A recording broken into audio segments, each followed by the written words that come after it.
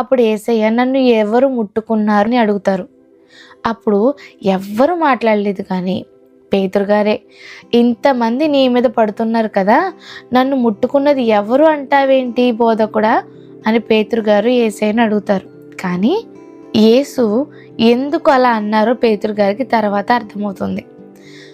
వారందరూ అంటే శిష్యులందరూ యాయీరు ఇంటికి వెళ్ళిన కేవలం 3 అంటే పేతురు, యాకోబు, యోహాన్లను మాత్రమే ఇంటిలోనికి యేసయ్య తీసుకొని వెళ్ళారు. వారి ముందే ఆ చిన్నదాన్ని బ్రతికించారు. పైగా యేసయ్య పేతురు గారికి పరలోక రాజ్య తాళపు చెవులిస్తూ, భూమి మీద నువ్వు ఏది బంధిస్తే అది పరలోకంలో బంధించబడుతుంది, భూమి మీద నువ్వు ఏది విప్పితే అది పరలోకంలో విప్పబడుతుంది అని చెప్పారు. ఈ మాటలు చెప్తూనే యేసయ్య శిష్యులను చూసి, మనం యెరూషలేముకి వెళ్ళినప్పుడు పెద్దలు, శాస్త్రులు, ప్రధాన యాజకులు ఆయనను ఎన్ని హింసలు పెడతారో ప్రభు తన శిష్యులకు చెప్పారు. ఆయనను ఎలా చంపుతారో, ఆయన మృతుల్లో నుండి ఎలా లెగుస్తారో ప్రతి విషయాన్ని శిష్యులకు చెప్తూ ఉంటే పేతురు గారు వెంటనే, ప్రభువా అది నీకు దూరం అవ్వాలి, నీకు ఎప్పటికీ అది కలగకూడదు అని యేసయ్యనే గద్దించడం మొదలుపెట్టేశారు. అప్పుడు యేసయ్య పేతురుని చూసి, సాతానా, నా వెనుకకు వెళ్ళు, నువ్వు మనుషుల సంగతుల్ని ఆలోచిస్తున్నావు కానీ దేవుని సంగతులను ఆలోచించట్లేదు, నువ్వు నాకు అభ్యంతర కారణంగా ఉన్నావు అంటారు. ఇలా అనేక సార్లు పేతురు గారు ఎంతో దుడుకుగా యేసు మీద తనకున్న ప్రేమను చూపించారు. ఒకసారి అయితే యేసు తన శరీరం గురించి, తన రక్తం గురించి చెప్తే, నా శరీరం నిజమైన ఆహారం అని, నా రక్తం నిజమైన పానీయం అని చెప్పిన సందర్భంలో చాలామంది ఇతర శిష్యులు వెళ్ళిపోయారు.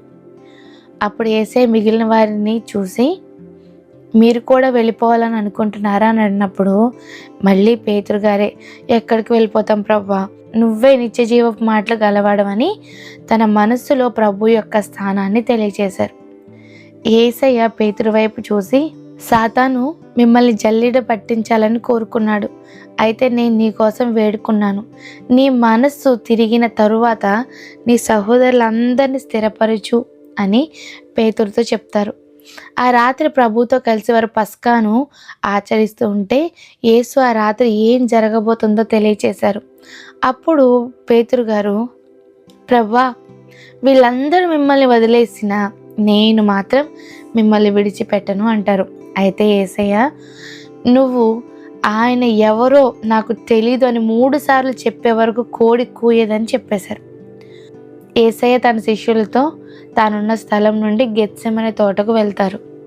అక్కడి నుండి ప్రభువు పేతురు, యోహాను, యాకోబులను వెంట పెట్టుకొని ఇంకొంత దూరం వెళ్ళి, మీరు శోధనలో ప్రవేశించకుండా మెలకువగా ఉండి ప్రార్థన చేయమన్నారు. అయితే వారు నిద్రపోయారు. కాసేపటి తర్వాత యేసు వచ్చి, మీరు నిద్రపోతున్నారా, శోధనలో పడకుండా ప్రార్థించండి అని చెప్తారు. ఈలోపే 12 మందిలో ఒక్కడైన ఇస్కరియోతు యూదా సైనికులను, అధికారులను తీసుకొని యేసయ్యను అప్పగించడానికి వచ్చాడు. శిష్యులందరూ పారిపోయారు. పేతురు అయితే వాళ్ళలో మల్కు అనే సైనికుని చెవి నరికేశారు. అయితే ప్రభువు పేతురును గద్దించి, నీ కత్తి నీ వరలో పెట్టు, కత్తి పట్టుకున్న వాళ్ళందరూ కత్తితోనే నశించిపోతారు అని చెప్తారు. ఆ రాత్రి ఆ సైనికులు యేసయ్యని అధికారుల దగ్గరికి తీసుకొని వెళ్తారు. పేతురు కూడా వాళ్ళ వెనకాల వెళ్తారు. అలా అక్కడికి వెళ్ళి బయట కొంతమంది సైనికులు ఉంటే వారితో పాటు కూర్చున్నారు. అక్కడ ఒక చిన్నది, నువ్వు గలిలయలో ఉంటావు కదా, నువ్వు యేసయ్యతో ఉంటావు కదా అని అడుగుతుంది. అప్పుడు పేతురు, నేను అక్కడ ఉండలేదు, నువ్వేం మాట్లాడుతున్నావో కూడా నాకు అర్థం కావట్లేదు అంటారు. ఆ తర్వాత మళ్ళీ పేతురు చెవి నరికిన మలుకు యొక్క బంధువు పేతురుని చూసి, నువ్వు అతనితో తోటలో ఉన్నప్పుడు నేను నిన్ను అక్కడ చూడలేదా అనగానే అప్పుడు కూడా పేతురు, నేను ఆయనని ఎరుగను అని చెప్పేశారు.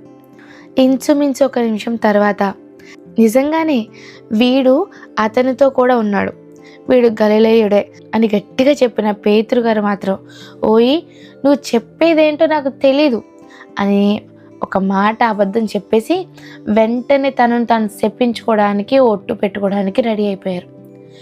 ఎప్పుడైతే పేతురు ఆ పనులు చేయడానికి మొదలు పెట్టారో వెంటనే కోడి కూసింది. ఈరోజు కోడి కూయకముందు నువ్వు నన్ను ఎరుగనని 3 సార్లు చెప్తావని యేసయ్య చెప్పిన మాట గుర్తొచ్చి బయటకు వెళ్ళి చాలా ఏడ్చారు.